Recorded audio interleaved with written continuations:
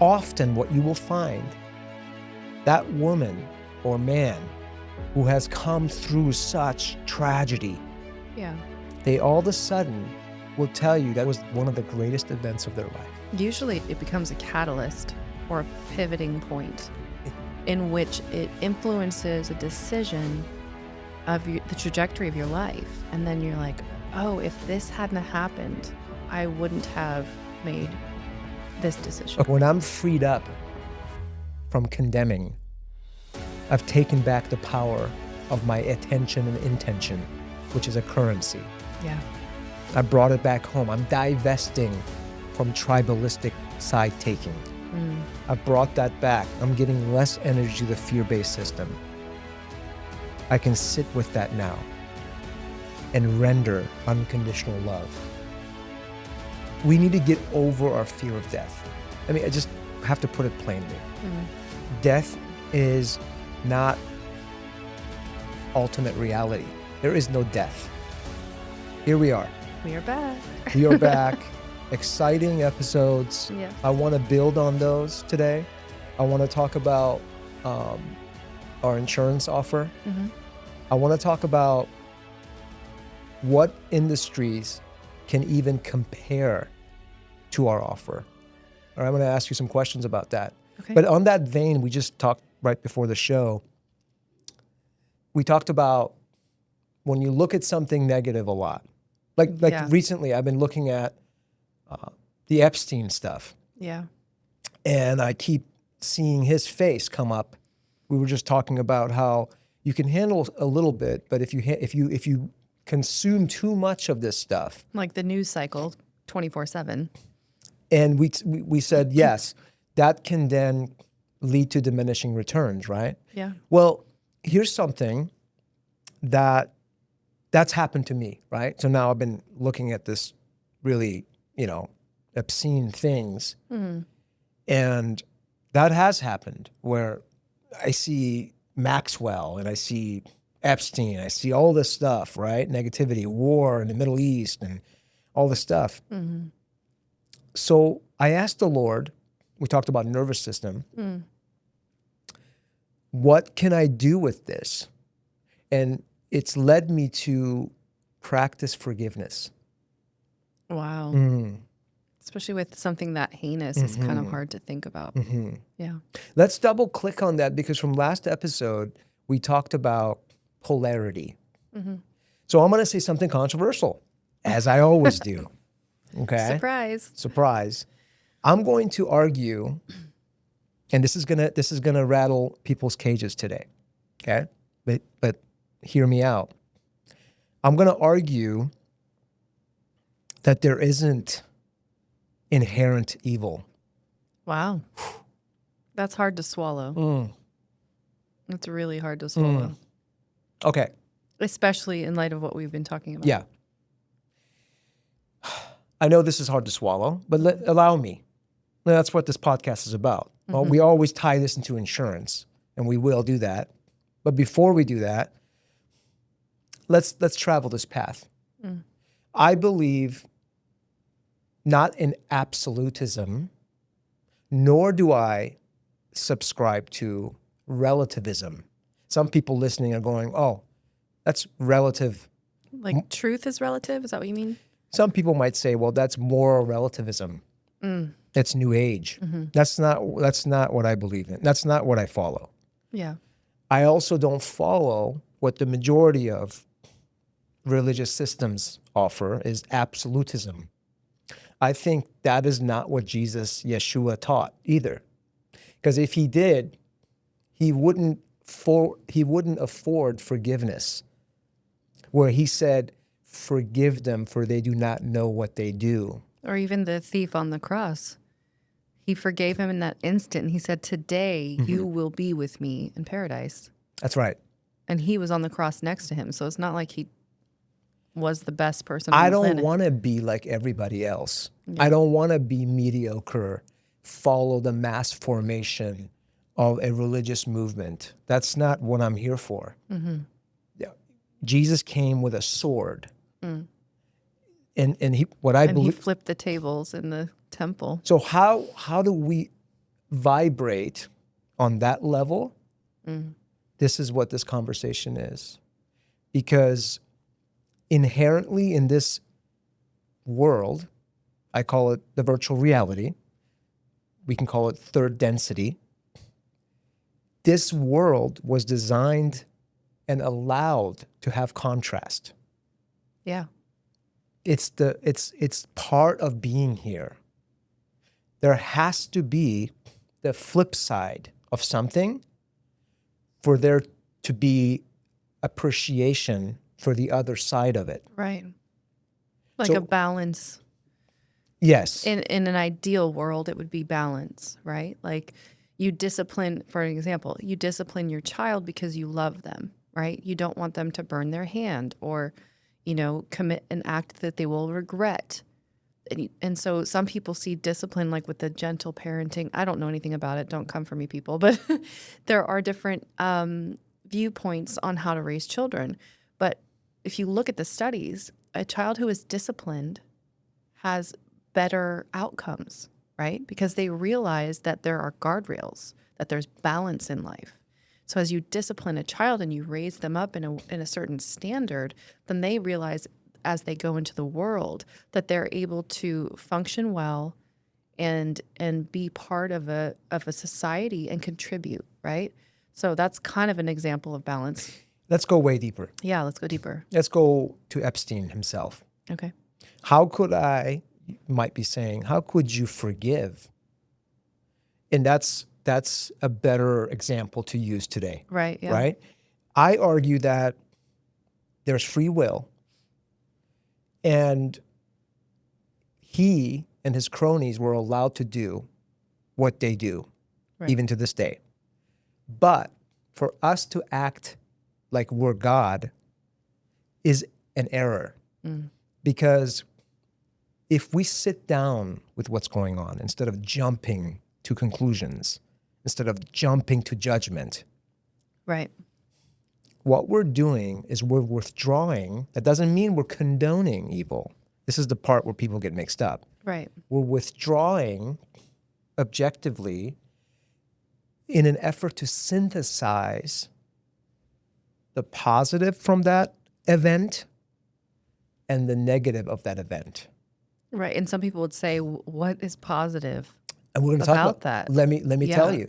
But before we do that, the technique is to synthesize both polarities to come to equanimity.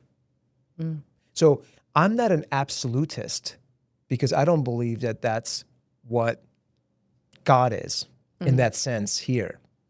And I'm not a relative moralist either.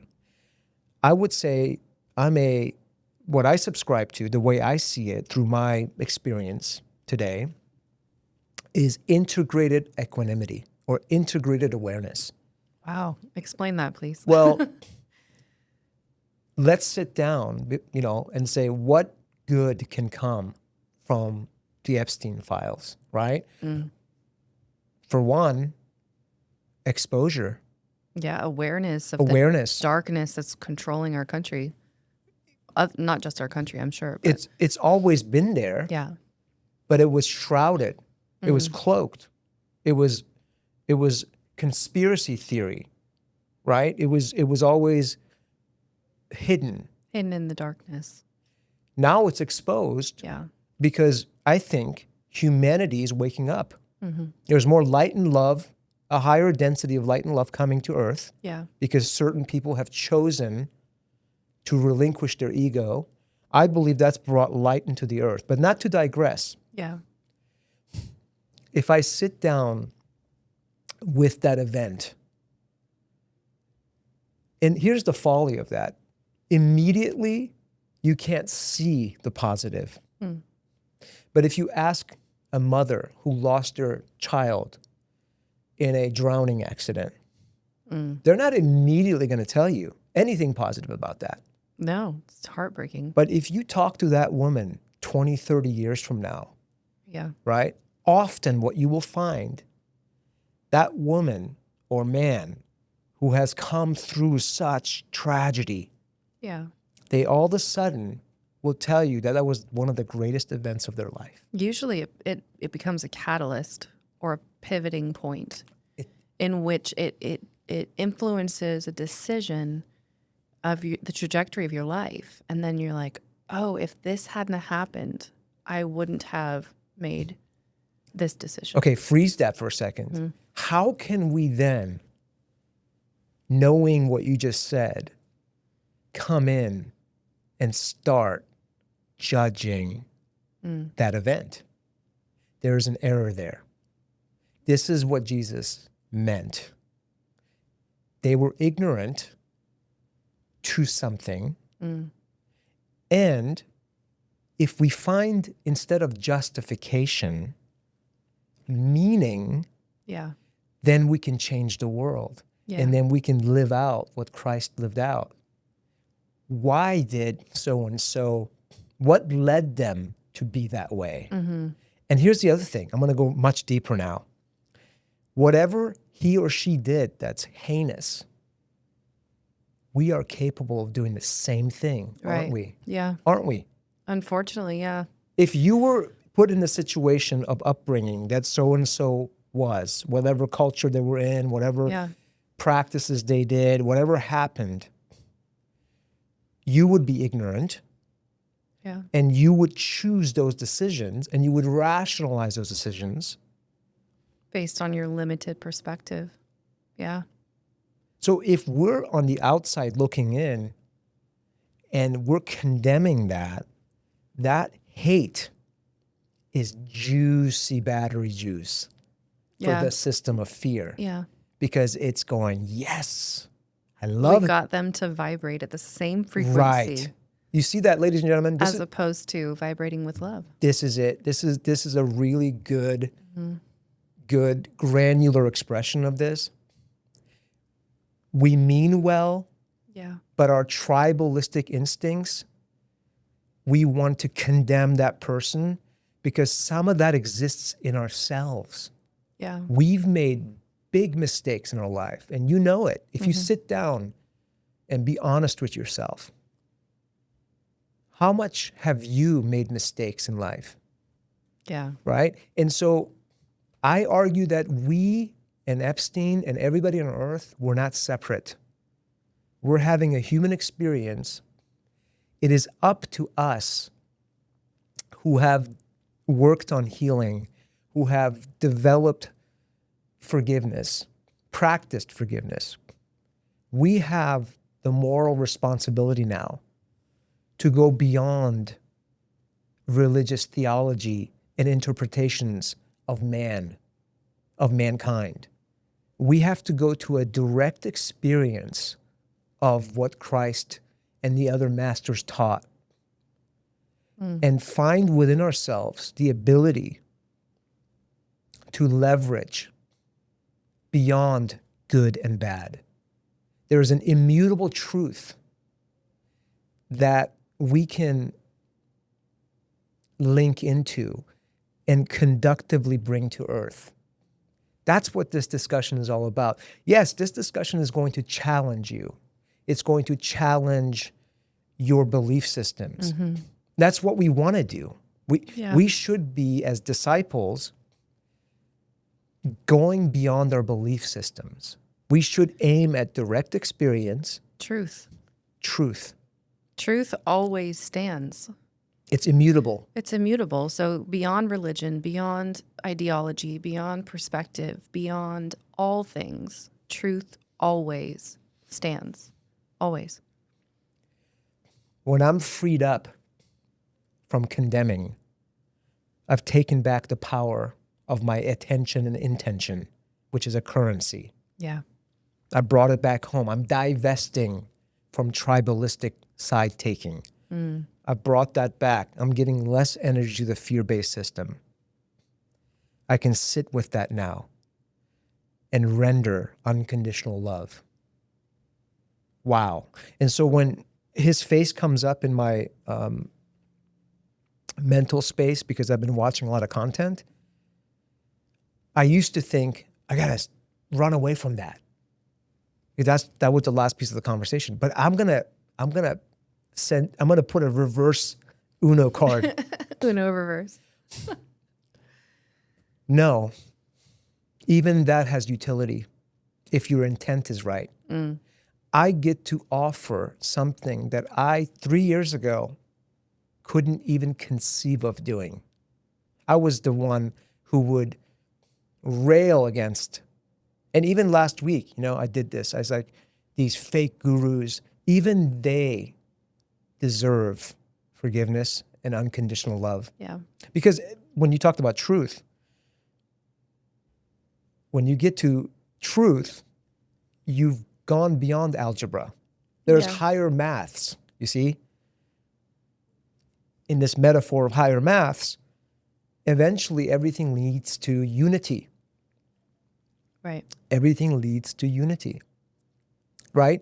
And so as you go into higher levels of truth, love, and unity, you get to see from a different lens these opposites, and you get to see why they exist. Yeah. Now, you could contrast. You could argue, well, did that person deserve that? And I would say to you that souls that come into this earth, okay, they are here for one reason.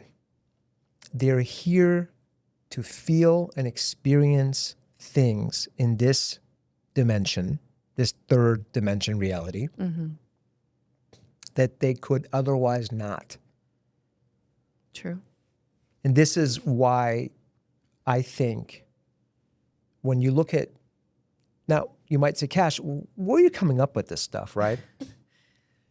If you take a look today at the plethora of near-death experiences, NDEs rather,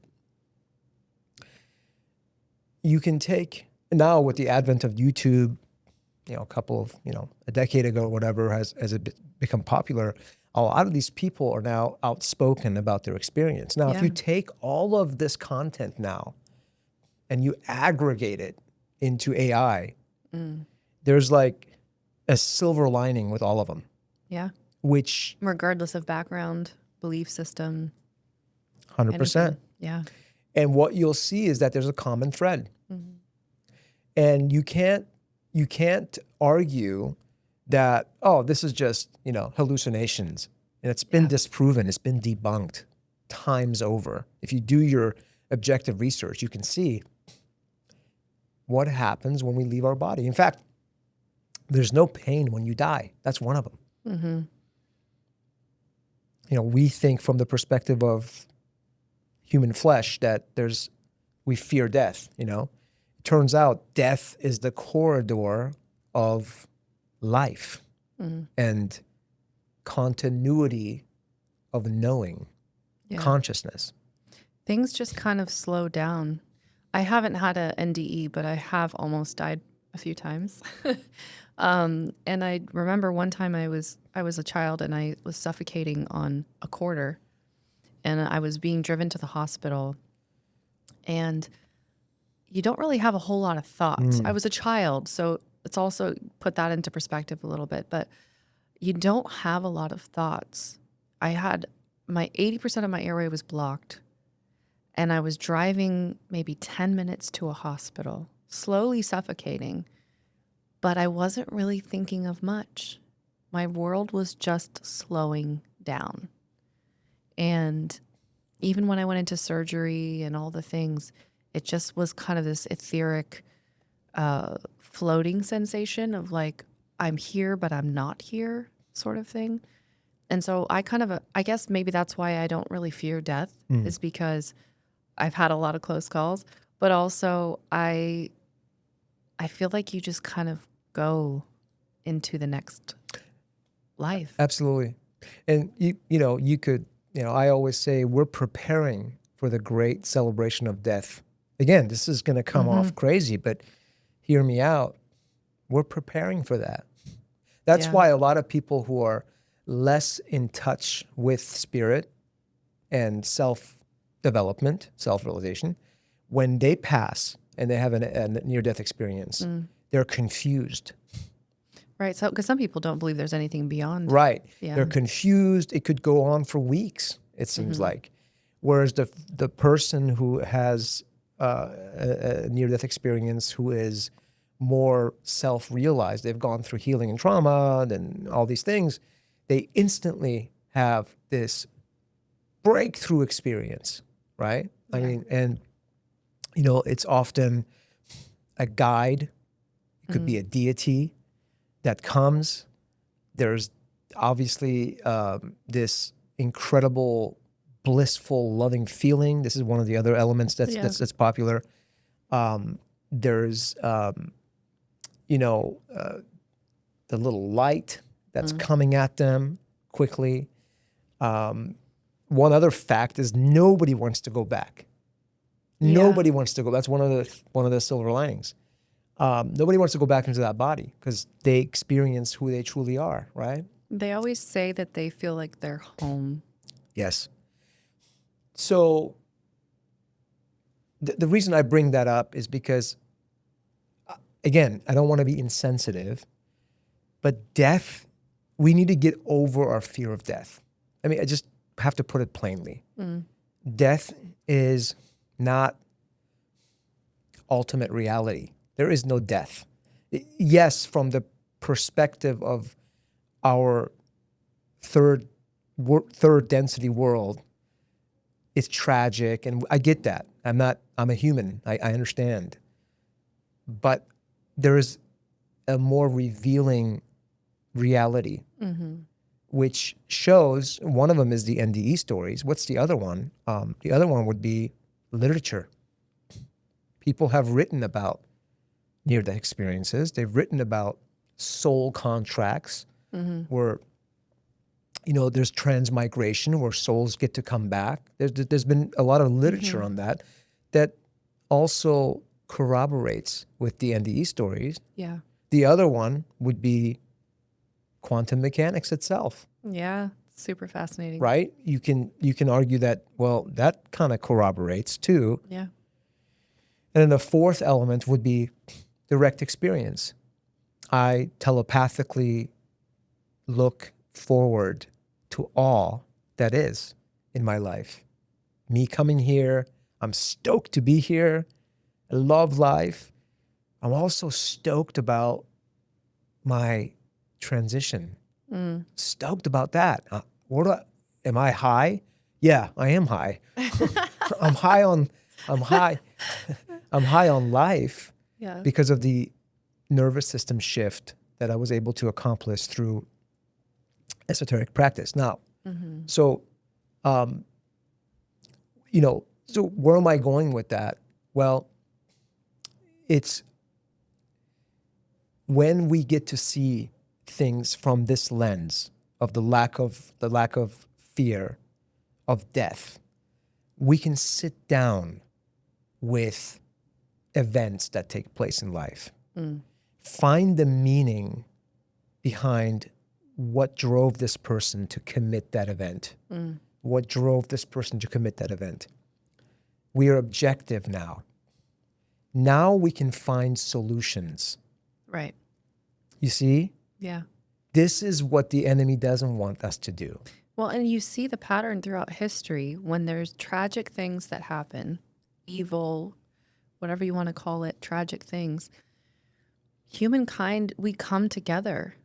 We rally behind each other. We start nonprofit organizations. We start funds and different organizations that help the wounded, that help the people who have been affected by it. And so, yes, it's terrible. Yes, it's heinous. Yes, it is evil.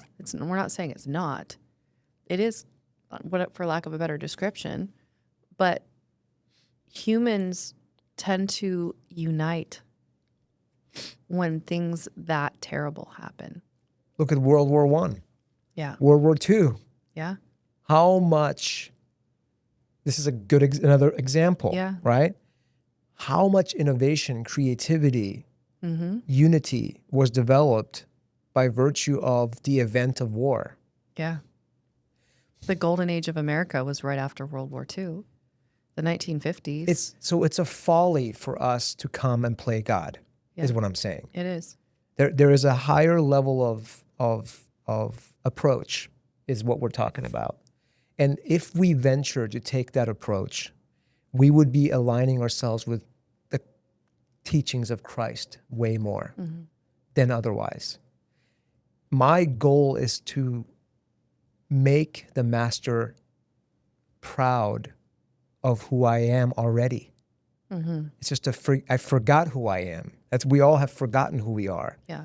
Our job on this earth plane is to remember who we are. And that's what pleases the Lord. It's not that I fear. It's that I'm reverent. I revere. Yeah.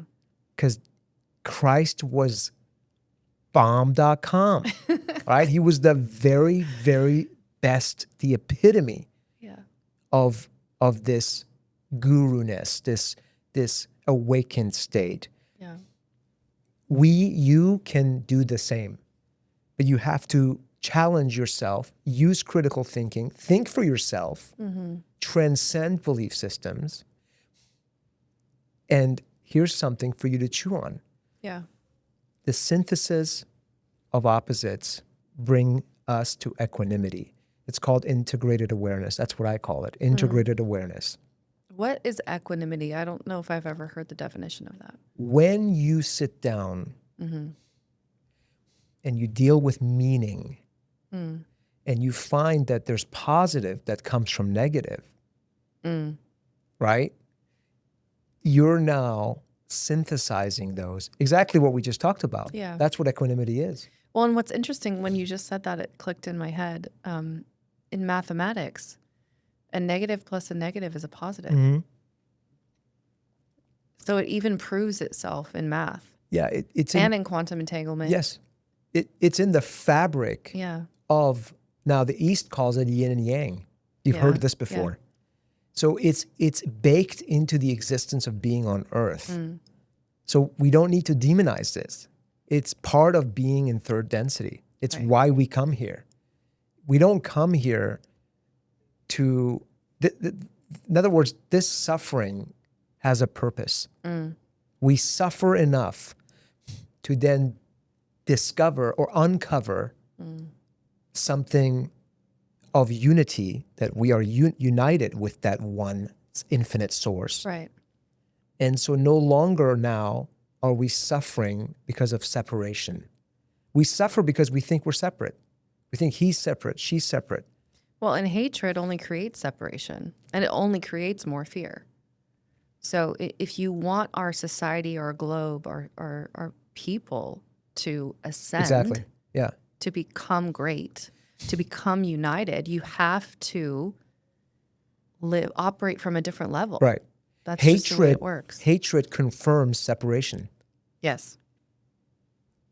If we can't see beyond the wrongdoing of the person, of that soul who is one with us, and we condemn it, we're feeding into the separation, which is a lie. Yeah. When we operate from unity and realize that's something in me also that confirms that so-called evil is there, when I forgive them because I found meaning through equanimity, I'm forgiving myself. Yeah. You see what I'm saying? Well, and you're having that realization, because I think we talked about last time, we like to think things that are black and white. We like to polarize even our definitions and labels of things, because for us, it makes it simpler. It makes it so that we can digest things in a more simple fashion. But in all reality, we all have the propensity to do those things. And I don't think I would have agreed with you 10, 15 years ago. But I think, I don't remember what year it was, but you and I both have gone through dark nights of the soul, where you really come to grips with, what do I believe? Who am I?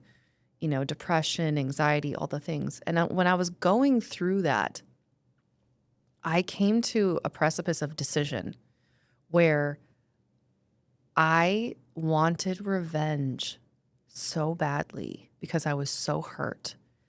And when I came to that decision point, I really couldn't believe that me, the person who I thought I was capable of something like that. And then when I had that aha moment, when I realized that I am capable of something that terrible, that's when I realized, wow. It's a conviction moment. It was a conviction moment. I realized that I'm capable of something really awful. And I think because I was so naive in the way that I lived my life, Miss Goody Two Shoes, raised in the church, all the things, I didn't realize that I had that propensity. Was that a pick the straw out of your eye moment? Yes. Yeah. Jesus, Yeshua, was a non-dualist esoteric master in my book. Everything you see in the red letters points to that. Everything you see in other places are interpretations. Yeah. To me, okay? That's that. But I focus on his vibration, what he brought, and it sort of garners more of this direct experience that I myself feel every day, experience every day. So it's beautiful. Yes, we're here to grow. We're here to improve, not prove, improve. Yeah. We're here to improve, and that's what's expected. So it's beautiful. I'm glad we talked about this, and I'm now able to render forgiveness, and it's doing me well. And what forgiveness does is it disarms the other, because they're banking on you hating them. They're banking on that. It's fuel. And it's fuel for them. And so they know that if they can control your emotions, make you hate them. It's power. It's power for them. So they keep doing it. They keep doing it in order to just kind of dig into you a little bit more. When we wake up and stop, this is what we're talking about. When we wake up and stop doing that, upheaval, calamity, they're exposed. And they don't know what to do because pure forgiveness is power. It's light that shines on darkness. What does darkness do? It becomes extinguished. Yeah. That's, folks, we're talking about how to wield your light. Yeah. That's what we're talking about. How do you wield your light and love? This is how. This is one expression of it. Do your own research, right? What is that word, research? Research. That means search deeper. Okay? Research. Go back and see what was that approach and how does that work. Listening to this might help you, but that's what it is. That's how you disarm and you break down the system. Yeah. They're not banking on us forgiving. No. That's what Jesus did. You Yeah. see? That they can't handle. Everything else they can handle because you're feeding it to them. Because they know, don't make any mistake. They know how the human psyche works. Absolutely. They know exactly how we respond, react. They can actually calculate it almost to the exact precision. So the only way in which we can disarm a elite class who bank on us hating them is forgiveness. That's the only way. Because they know exactly how the human psyche works. But when you have brain-heart coherence... They've hacked into the human psyche. Exactly. Through lust, through gluttony, through Media. fame, power. Yeah. They've hacked into, these are landing strips that they've hacked into. They can control the masses that way. Well, and back to what we were speaking about before the podcast. And those are fight, fright, freeze modalities within the Yes. human, right? So they're triggering those. That nervous system. Right? Yeah. Yeah, and what we were talking about before is like people talk before the podcast was people talk so much about what you eat and what diet you're on and all these things, wellness. But what they don't talk about is what are you allowing in your eye gate? What are you watching? What are you accepting? What are you allowing to really come? What are you listening to? Hear no evil, speak no evil. All those sayings that we have is for a reason, because that creates that neural pathway that accepts that little thing, and then that creates a door. that opens. Unless, of course, you get more advanced and then you depolarize that. Right. This is what we talked about in the beginning of it, right? It's like, if you are the light, use it, wield it, shine it. So I'm not of the subscription that if you truly can't just ignore it. Yeah, because when you embody what you are, which is what God made you, and you own that, and you're stabilized it, you then get to go into the crowds, and the demons will flee, as it was with the pigs and by the river. Yeah. Right. We can get to this place of advancement eventually, I believe. That's what Jesus said. These things you shall do and more. Yeah. So even when it passes through the gate, the eye gate, beautiful, bring it, because I have the tools to extinguish it. Right. And what happens in here is also a reflection of what happens out there. There is no more fear. This is what happens when you become stabilized in this reality of truth and love. You have no more fear. And truly I say to you, when you operate from that level, you can avert the danger that has not yet come. Yeah. You can literally change the events and the formation of the virtual reality. Because you become a person of interest, a POI. The Holy Spirit, if you will, sees, oh, this guy or that girl is lit up. They can then facilitate events, opportunities, people in such a certain way where you have now entered into alchemy, into shifting the way the probability distribution factor of this virtual reality operates. You can bring about that which is God's will, the kingdom of heaven. That's what happens when we decide to, with fortitude, overcome the tendencies of the lower self, if you will, the fallen state. Right. Yeah? So that's kind of, that's that. But beautiful. Anything else? Because I want to pivot into insurance now. I want to tie it in. Yeah. But do you want to say something else on this? I don't know that this would, well, I'll just say it. I think that a lot of, to explain it a little bit more, a lot of what we do as humans in these scenarios, right? We hate the other, we judge, all the things we talked about. A lot of that is it's a defense mechanism. What we don't realize is that we as humans are trying to protect ourselves from what we talked about last time, past and future. We're projecting the future and dwelling in the past. So if we hate one group or one person, it's because we're trying to protect ourselves. But what the esoteric path is realizing that we're already protected. And by hating and doing all these things, we're not really protecting ourselves. Realizing that we're already protected is consciousness. Yes. Okay?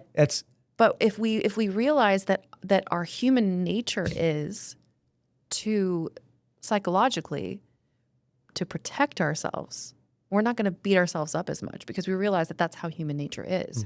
But surrender and forgiveness is the path. Absolutely. Right? So yeah, absolutely.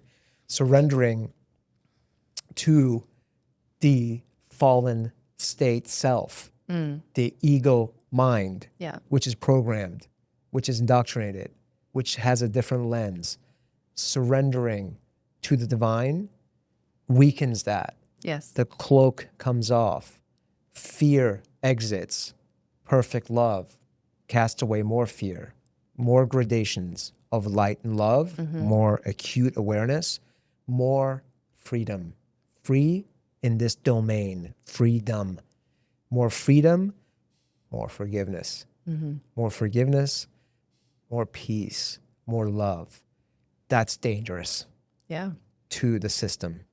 The system doesn't want that because it will usurp their power. Right. And that's what's happening today, 2026, February. This is what's happening globally. Yeah. So as much as you see all this stuff that's happening in the world, it's actually about to come unhinged fully. Yeah. Everything is being exposed because there's more light and love on the planet. That's the way I experience it and see it. And I think to parlay into insurance, like you said, what we want as Fadaie Insurance franchise is to build a system, a corporate structure, however you want to call it, of light. Like, why is it that all the darkness in the world builds these giant systems of fear, torment, and control? But where are the people of God building systems of benevolence, of love, of all of the things that we've been talking about? That's what we are aiming to do, right? Is to start building the new system. Well, we've already done it. We are doing it, yes. We did it 20 years ago. Yes. We started 20 years ago. It's not, and I want the audience to know, if you're looking at investing in a franchise, joining Fadaie, this is not brand new. We have evidence. Yeah. You shall judge them by their fruits. I guess I'm speaking on a broader scale, you know. Yeah, what I mean? but I wanted to just add that because we started 20 years ago. We have proof of concept. We've taken independent 1099 sales producers, they're quasi-franchisees, and we've demonstrated how they can build six-figure incomes. Yeah. Which gave us then the confidence and the bearing of fruit, if you will, to now. And I want to go transcend the word systems. Yeah. We're building a community. Yeah, that's a better word. We're a community. For sure. Where communion is taking place in shared not beliefs, shared knowing. Shared knowing. And what fuels the systems out there versus this, which is kingdom driven, is the belief in materialism. Materialism is the belief of scarcity. Right. If there's scarcity and lack, we have to plunder, rape, we have to take away from somebody, we have to crush. That has been the old wineskin, ladies and gentlemen. Now a new wine is being poured in. And that new wine needs a new wineskin. That new wineskin is derived from a truth reality that what's foundational and fundamental in existence is the unified field, which is God. The unified field, which is probabilities, which is information-based. So what information am I talking about? The wisdom of God. We, in this apparatus called the human physiology, we have a nervous system. That nervous system can, when developed, transmit that wisdom. It can align with it, yes, resonate with it, and then it can radiate out into the world. That's what the Fadaie community is. Yes. We've been commissioned to administer this vibration of love and unity through direct experience, not through belief systems, into the earth plane. And we've been selected to do that through the insurance broker retail business. Mm-hmm. That's what we are, and that's what we're doing. That's kind of wild, right? I believe God is moving into all of these different industries. Yes. And God is using these covert, clandestine folks like us, nuclear family in this case, who have been commissioned to infiltrate and set the captives free. Yeah. That's in a nutshell what we're doing. Now, if you're wondering, why are you mixing spirituality, politics, religion into all this? It's because we're a community. Mm-hmm. We're real human beings. We can't not talk about what is talked about. We have to talk about that. Yeah. we can showcase to you who we are, what our ecosystem culture is, Yeah.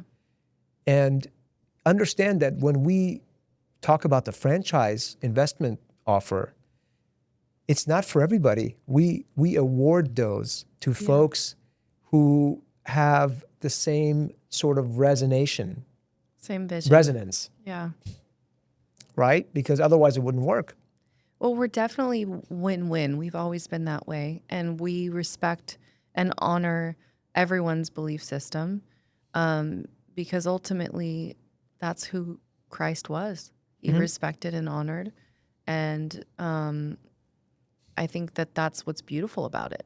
Yeah, I mean, we have people from 5 or 6 different countries, absolutely, different backgrounds, different upbringings, belief systems. So I think it's beautiful. I think it's beautiful that we're able to build a team that we have built and the people that we do have, and be able to honor and respect one another and build something successful and beautiful. I love it. I think it's definitely worthwhile. At the end of the day, it's the evidence, and so we're producing evidence. Yeah, that's why we've been doing it for 20 years, and we've produced a successful evidence of being successful insurance broker, owners, and so now we're affording that to you, and so now I want to go into the insurance. So I've been doing, I always do research, and I've asked Grok, what industry can really compete with the retail insurance broker space? Yeah, I'm curious. I haven't heard this. Do you want to know? Yes. Okay. And there isn't many. Wow. There's only like 3. Wow. There's only 3. Okay, what are they? Okay. The first one is financial advisor, right? That's what I was going to guess. It's akin to insurance, right? Right? Because we're also in the financial space, but we're doing insurance. Right. Financial advisor is one of them. It's akin to it. It can't dethrone it. Spoiler alert. These 3 cannot dethrone. Yeah, because they're apples and oranges, really. But yeah, maybe apples and pears. The second one, want to guess? I have no idea. Property management. Oh, yeah. Okay. Residual. Yeah. So that's the second one. The third one, you want to guess? The third one, tax places. Oh, yeah. Okay. Every year. So these 3 industries are the only ones that can compete with the insurance retail agency space. But they can't dethrone our offer. And I'd love to tell you why. And but to do that, I want to first re-identify to the audience why the industry that we're in is the best. Yeah. Pure residual income, which comes from the person that renews their policy, affords you a new commission. Recession proof. If tomorrow there's a war with, God forbid, with Iran, people are not going to cancel their insurance. No. Right? No matter what. In fact, they double down on insurance. So recession proof, rides the waves of inflation. Yeah. Inflation happens either hyper or natural. The cost of goods, repair and replace goes up. Yeah. Premiums have to go up. Yeah.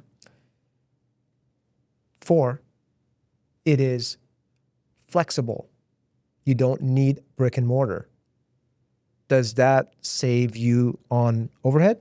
Yes. Yeah, you can't say that about financial advisors. They're very strict about their office space, their all of that. Much more red tape and scrutiny. Right. You have flexibility to do this anywhere you want. People don't come into your office. Number 5, we can use virtual agents in our business to keep our margins healthy and overhead low. You mean virtual assistants? Virtual assistants. Oh, yeah. Okay. So, and you can't do that with the other 3 as much. They don't allow it in certain categories. We can sell cross lines of state. our license, the insurance license, way easier than a Series 6, Oh, yeah. than the real estate Or license. CPA is very hard to get. CPA. So the entry is way, way better. There's more meaning with insurance. Yeah. People, as I said before, on Maslow's triangle, they're affording us trust. Now, you could say that to be true with, the financial advisor space, kind of, but not really. Because when folks trust us for insurance, they have a lot of emotional tentacles to their stuff that they need protected. They need peace of mind. Yeah. Well, because you're talking about their day-to-day stuff, their house, their cars, Yes. their business, their jewelry, their assets. Yeah. So our business is very scalable. That's another thing, because you can come in. So, you can come in and not do my style. Cash's style when I started this was I did the work. I did everything. I learned this business from scratch. Yeah, and you're working 7 days a week. Yeah. Oops. You don't have to be that person. You could come into this business and say, I don't want to write business. I don't want to learn insurance. I am just an investor. So you could come in, hire an agent. There's enough margin for you to then derive your compound interesting profit. And it's an awesome write-off. As we talked about before, you leverage to invest in an asset, such as insurance. You get to write off a lot of stuff, right? Yeah. So what's the best asset? The one that you can control the best. Can you control the stock market? No. Can you control real estate from going up and down? No, fortunately. So are taxes meaningful to people? No. Only if they get a refund. But most often people hate taxes. Yeah. There's hate afforded, not trust afforded. It's stressful. So if you shake it all up, insurance, retail, broker, a Fadaie franchise offer, or any, doesn't have to be, the Fadaie franchise. Any person listening who wants to get into the insurance business, do it. Become a master of one thing, then mediocre at like 3-4 things. Jack of all trades, master of none. Exactly. Concentrate on one thing, become a master at it. You'll find that it's difficult to do insurance. Fadaie makes it less difficult. That's the beauty of our offer. Yeah. We're saying, go do insurance. We're advocates of insurance. Go do it. But if you find yourself 10 years, 20 years, and you haven't gotten there yet, then consider our offer. Our offer is to unify and maximize growth. Yeah. That's what our offer is. And we believe that as a community, if we work together, we're more immune to private equity groups buying us up. Yeah, and it's a serious thing because we're facing a 50% shortfall in the insurance industry as a whole in the next 15 years. So people are retiring, they're selling their books of business, often to private equity groups. So if you're an investor out there and you're wanting to invest in the insurance industry, you can also buy a book of business and join Fadaie. There's that option as well, because that's what's happening right now in our industry. There's a huge lack of insurance producers. We need not just insurance producers, but insurance staff in general in our industry. So it's a huge opportunity right now. It is. And the way that works is if you have a book of business that you want to then transplant into our ecosystem, the respective carriers of those various policies will do a change of the code. Yeah. So that then the pay to code comes to Fadaie and Fadaie splits with you. Yeah. So why sell your book, your asset, and then pay Uncle Sam half?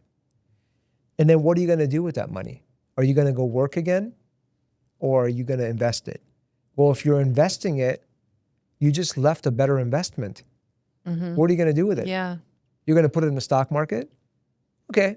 Diversification is good to a point. But stock market is long game, not short. What are you going to do? You're going to put in an annuity? Okay. You can take a little bit out every year, but you have to wait for the annuity to mature to take it fully out. You can stretch your money in some ways. I'm not saying you can't. Right. But if you have a book of business, that's a cash cow. Yeah. You just need to put it into an environment where you feel aligned with that community, and you can see growth ascending. You may have been stuck before. Now you plug in and you see ascending growth. Now, I articulate how we do that in these podcasts. I can give you evidence of it. The evidence is in the numbers. Right. What sets Fadaie apart than the Goose? And I'm going to mention my competition today. Okay, we have Goosehead, we have We Insure Group, we have Brightway. What's so different about them? They've been doing it longer than you, Cash, Jamie. Why should we go with you? We don't even know who you are. They've been doing it. They have proof of concept. So I'm going to just challenge us now, and I'll tell you what sets us apart. 3 things. Number 1, we're the only insurance broker franchise that leads with commercial. If I went back to my younger self 20 years ago and I said, Cash, I want to give you some advice. That advice would be start commercial early. See, and I didn't do that. I waited too long. No big deal. Remember, there's nothing evil. I learned from it, and now I get to give you that distilled knowledge. Fadaie is the only franchise opportunity that leads with commercial. When you lead with commercial, you get to do more personal lines. Okay? Our competitors, they lead with personal lines. Right. Number 1. Number 2, Fadaie franchise has the dojo. The dojo is where you get to come in, because here's the thing. If you have all the elements, but you don't know how to do the business, you're going to have slow growth. These other competitors of mine, they give you webinars, very impersonal. You might have a one-on-one here and there, but it's scheduled. It's very artificial to me. With the Fadaie offer, number 2, what sets us apart, you get to work with the founder and the CEO, the person who made it. That's valuable. Oh, I hear an argument coming in. Oh, how are you going to scale that? Fadaie Dojo will have a assistant sensei that will come in, and they will be my protege. Every 10 branches, a new sensei will be coming in to shadow me. And that is how I perform scaling of this business. I can multiply myself in this business. Well, and the tech stack we have is beautiful. So that is also huge. It is, but the tech stack is not something that the others don't have. I'm talking about. That's true. I'm talking about things that actually set us apart from our competition. They all have tech stack. They all have service team. They all have markets. They all have residual income. They all have enterprise value where you get to sell your branch. Yeah. It's all the same. Right.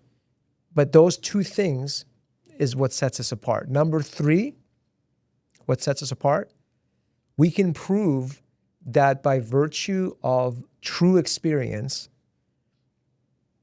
we've taken individuals with no experience in insurance, and 2.5 years later, they're close to making $250,000 a year. Yeah. We can prove it. Yeah, we've done it. So, because people don't want to hear the zeal of the founder. It's like, okay, yeah, that sounds good, but so what? They want to see numbers. But I just want to say, those are the 3 things. So if you want to explore into that more, then we ought to talk. We ought to talk. We also have this Excel sheet that our CFO created where we get to put in projections, and we can send you a video of that customized for you, or we can get on a Zoom and talk about it. Yeah. But it shows how, and it has in it built-in attrition. Yes. It has inflation built into it in this Excel sheet. It has, renewals, new business. Yeah. You put in a monthly sort of agreed upon quota, and it gets to tell you what year 2, 3, 4, 5, all the way to year 10. And man, it gets juicy at year 5 to 10. Gosh, that person has market value in the millions. God, but there's so much income coming in. So why would you ever want to sell? I don't think, so somebody asked me, what's the future of Fadaie? We will not be a publicly traded company. No. I'm not here to appease investors. That's not what I'm here. I'm not here to become rich. Right. Although we are in the top 30% in the country. We are in the top 30%, but we believe in building wealth and legacy. Yeah. And wealth for us is familial, spiritual, physical, mental, emotional, and financial. Mm-hmm. So we won't sell out. We are here to develop legacy and community. And what's 10 years look like for Fadaie? Well, I see Fadaie becoming an insurance company as well. Yeah. We believe that the franchise network will continue to build value in society, but we will also then open up an insurance company and have our own paper. And we'll have very innovative ways to give folks discounts that are heart-centered. And we'll talk about that in the future episodes. But I just wanted to kind of add that into our conversation today, so that we can also let people know that we're open for debate. We want to be challenged. This is some of the stuff that I come up with. So, buying a business is a great asset. Mm-hmm. Buying a franchise business is even a smarter way of lowering your risk. And then investing in a franchise in our industry where you get to work with the founder is even better because that limits your investment risk. And then you have control of your asset, which helps you maximize your growth in an industry that we've already outlined. Yeah. Is amazing. Yeah, it's just a numbers game. It is. It is a numbers game. So that is kind of where we are. We've integrated the holisticness of this as a husband and wife with children. We've been doing this for 20 years successfully. The other thing, and lastly, and we'll be ending our episode today, is that you can operate in this business professionally, professing risk management, while you also develop a wonderful family life. Mm-hmm. We've been able to demonstrate that. Our competitors, I don't know if they can. Well, we can. Maybe. And I hope more people can. But that's our why. That's our why. Our why is legacy, love, and building the next generation so we can have a better planet. Right. And look at us. After 20 years, we could be sailing away. we could get rid of all of our overhead, right? Buy a bunch of AI, automate the you-know-what out of this agency, and just collect more profits. And takes the soul out of it, though. But that's not... In contrary, what we're actually doing is expanding now after 20 years. So if that's not proof in the pudding, I don't know what is. Yeah. We just now are like, okay, let's keep going. And we see this vision and picture, and we want to expand into that. So that's another